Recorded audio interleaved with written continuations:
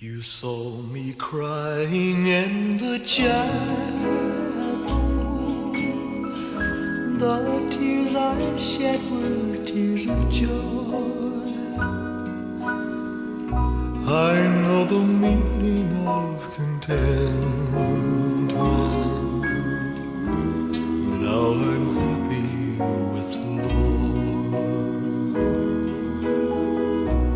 Just a plain and simple child,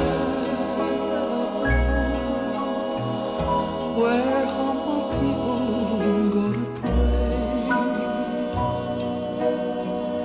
I pray the Lord that I'll grow stronger as I live from day to day.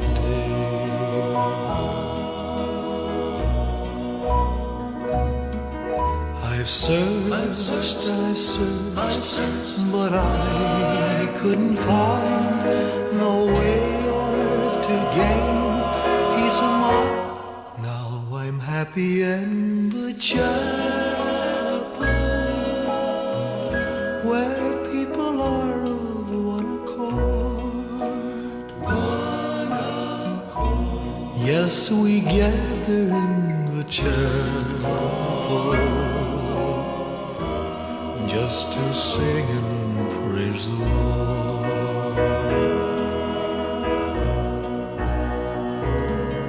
You'll search and you'll search, but you'll never find no way on earth to gain peace of mind. Take your troubles to the chapel, get down on your knees and pray. Then your burdens will be lighter, and you'll surely find the way. And you'll surely find the way.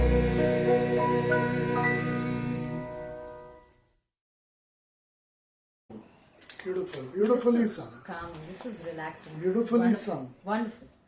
Wow. Yeah, there should have been a lot more substance as far as lyrics were concerned, but I'm pretty happy with the performance. The delivery of Elvis Presley in this one is absolutely top notch. It was well controlled, his voice. You know, the way he softens the pitch, even the way he delivers at beautiful times. The way he says that chapel, the word chapel, he sings it.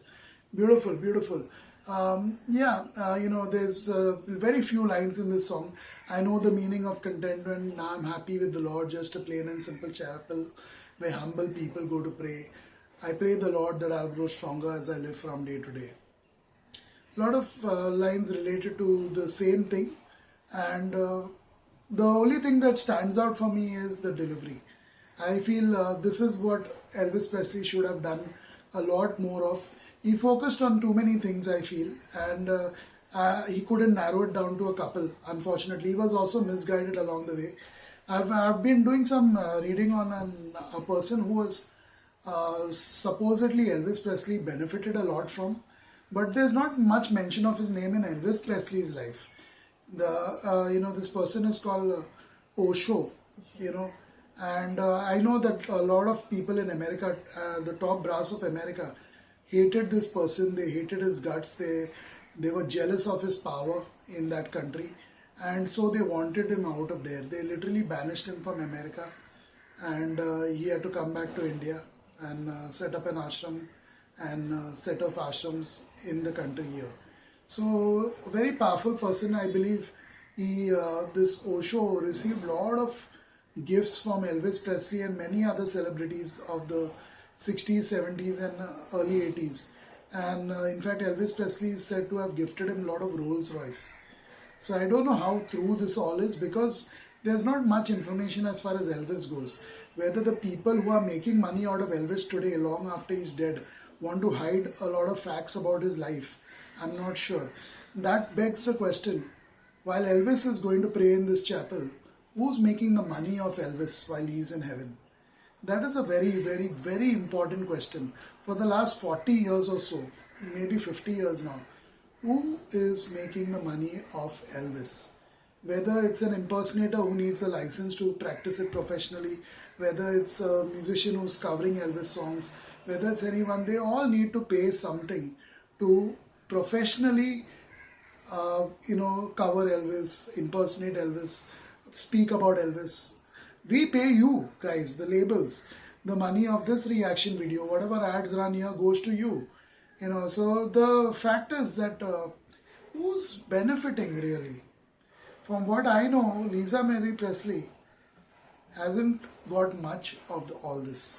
So it's really important question. While Elvis is praying in the chapel and in heaven, and we get these requests from people, who's benefiting the most out of Elvis's money coming in?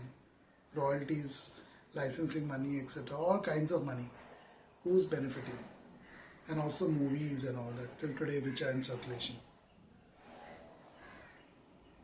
We have been lately we have been reacting to the spiritual side of Elvis Presley. I did not know there was one, but thankfully, due to our reactions and the pursuit that we have, you discover new things every now and then. So it's glad. I'm glad to see this side of Elvis Presley, and it is very sincere. When I listen to him, I hear the sincerity when he's singing, hear the connection that he must have been, feeling while singing to God or whatever was driving him. The ironic part is, Kirti, before you continue, that the same person also puts women down in certain songs, and some of his biggest songs, in fact, call women things like a dog and hound dog and all that. So yeah, the same that also person. Comes from the culture, I would say. Yeah, so we have to look at both sides. We can't just assume, he sung a song about God or about all that. So he's a decent guy. I know him as much as the music that we are listening. We all know his personal life was kept a big fat secret for most of while he was alive. We don't even know exactly how he died. I have no clue. Yeah. So that is, we only know from the beneficiaries of his money how he died. Who's to know whether those are the same people who are responsible for his death directly on that given night that he was found in the bathtub or whatever they say. So, there's so many celebrities who were found dead in the bathtub. I can't even find one case where it is almost guaranteed that the person died of a suicide or died of an accidental death, drowning. Also, in the case of Elvis and in the case of other rock bands, it's a different scenario. In his case, he used to not be his songwriter. I know he chose to sing certain songs, and maybe helplessness or compulsion that you don't write, so you got to sing whatever comes your way, or whatever you're given the entire composition of. So in his case, I don't know what would apply, but in rock bands and in the case of so many British rock bands, I would say, they chose to sing what they wanted to sing and they sang. So the two are quite different. When the band itself writes, they have writers, the drummer or the guitarist or lead vocalist himself is a writer, and then they come up with a song. Is a different thing. And a performer, a singer who only sings but has no control over the writing abilities, neither he is written, is a different thing altogether. So putting everything part of his personality, it would be unfair for me. But this one was sung well. This one, the way it was sung, it was very calming, it was very relaxing. I also liked, whenever we talk about Elvis Presley, we kind of overlook the contribution of the Jordanaires that they had in every song or every piece of music that was created by him. Here, just a piano was playing, and then that a cappella sound, acoustic sound that rest of the Jordanaires created. I hope they were part of the song as well. It was more like a choir and them just complimenting his voice and just doing bare minimum to suit the entire theme. So you got to know how much is too much, and that's when you will be able to match certain things. So here they do such a fabulous job. Although their names don't come, it's only Elvis Presley comes. I think it should always be Elvis Presley and the Jordanaires. Just like you're asking who is benefiting, I also know for sure that the Jordanaires must be not benefiting, because they were never part of the title anyway. So where are they, and where are all the members, and what happened to them? Who knows? It's a dark world. Beyond that one light, everything behind that spotlight is just dark, pitch dark. Nobody can see anything, nobody can know anything. Like a performer is performing, spotlight is on him, and then everything behind him, the team members, the entire crew, everybody, they are just shadows, they are nobodies. and that is how, you know, it is in music industry, it is in film industry as well. The people in the spotlight, they get everything, and those behind the cameras or behind that spotlight are just shadows. Sometimes those shadows also can't be seen. So it's a sad you know, world where we live in. We just don't seem to care enough, and I think we doing that also annoys people a lot. Not that it changes anything in the world. The fact that Osho was such a major mentor to Elvis, and Elvis used to frequently visit Osho for guidance, spiritual guidance mainly, that shows that Elvis definitely had a troubled and very Of course, secretive yeah. personal life.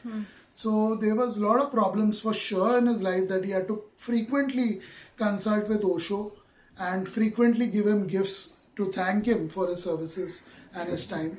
So there's definitely something that needs to be made, you know, public. I think the people who are benefiting from Elvis today should have some ounce of decency to let his fans and listeners all over the world know what exactly happened with his life leading up to his death, the last maybe 10-15 years of his life. What exactly was he doing with his time, apart from all this in the studio, his movies, his music, whatever else he was doing?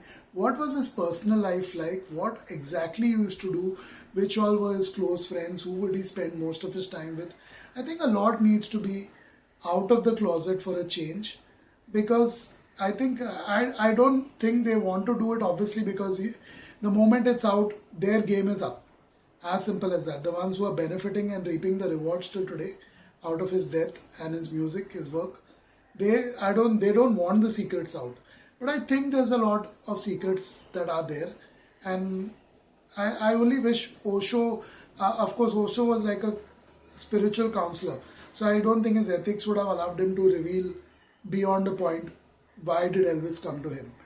So it's sad that we don't even know it from those purposes, because that's where pretty close to our home. It's just a neighboring city, so we could have easily gone there and done our research as Indians. But even that may not be possible, because even Osho passed away and they said it was a heart attack. It's rumored that the American government had a lot to do with his death. But that's a different story. So definitely there's a lot of secrets about Elvis's life. Forget about the Jordanaires. I think there's a lot more people in Elvis's life that the world doesn't know anything about, who possibly had a great role to play in his success during his peak years. So it's sad. It's sad that we have no clue. We only are going by whatever is shown to us. And sadly, whatever is shown to us is just what the people who are benefiting from this music, they want us to see and hear. So that's it for this reaction. It was beautifully sung by Elvis. No taking away from the fact I love when he does this, sings it so beautifully. But how do you talk about the lyrics when he's not written them? I mean, that is something stupid. Literally, I can only talk about his voice. He sang it well, but lyrics, everything else, I mean, it's very difficult to talk about a man like I, whose life is so secretive, has been so secretive and kept a secret. Not that he may have wanted it that way. I'm sure he didn't want it that way. But this is how it is for us today.